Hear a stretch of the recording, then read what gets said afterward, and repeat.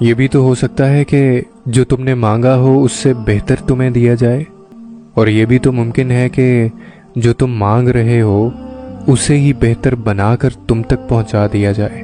یہ بھی تو ہو سکتا ہے کہ تمہارا صبر آزمایا جا رہا ہے، اور یہ بھی تو ممکن ہے کہ تمہارے صبر کرنے سے بند راستے کھول دیے جائیں۔ یہ بھی تو ہو سکتا ہے کہ جس راستے پر تم جا رہے ہو وہ صحیح نہیں ہے، اور یہ بھی تو ممکن ہے وہ تمہیں صراط مستقیم پر چلانا چاہ رہا ہو۔ یہ بھی تو ہو سکتا ہے کہ جو تم مانگ رہے ہو اگر وہ مل گیا تو تم اللہ سے دعا کا رشتہ جاری نہ رکھو، اور یہ بھی تو ممکن ہے کہ وہ تمہیں خود سے دور کرنا نہ چاہتا ہو۔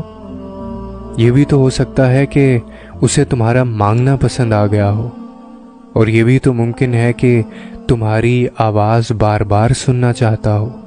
یہ بھی تو ہو سکتا ہے کہ وہ تم سے بہتر لے کر بہترین دینا چاہتا ہے، اور یہ بھی تو ممکن ہے وہ تمہیں معمولی سی آزمائش دے کر بہت بڑے طوفان سے بچا رہا ہے۔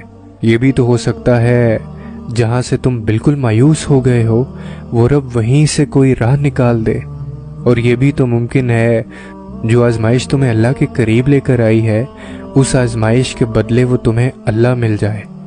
یہ بھی تو ہو سکتا ہے جس کے مل جانے کو تم سکون سمجھ رہے ہو اس کے مل جانے کے بعد بھی سکون نہ ملے، اور یہ بھی تو ہو سکتا ہے کہ وہ رب تمہیں اپنی محبت سے نواز کر سکون قلب عطا کرنا چاہتا ہو۔ بس تم اتنا یقین رکھنا کہ درد تکلیف جب حد سے بڑھ جاتے ہیں نا تبھی تو عرش سے کن کے تحفے آتے ہیں۔ تمہارے یوں ٹوٹ کر بکھرنے میں بھی مصلحت خدا پوشیدہ ہے۔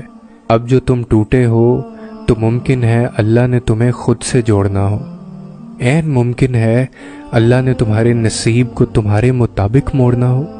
جو سالوں سے بند ہے قسمت کا دروازہ وہ بس تمہاری ایک دعا سے کھلنا ہو۔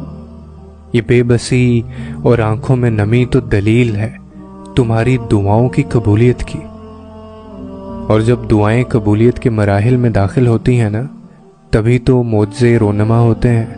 فکر مت کرو، اب اللہ کی مدد دور نہیں ہے، بے بس تو تم ہو، اللہ کی ذات نہیں۔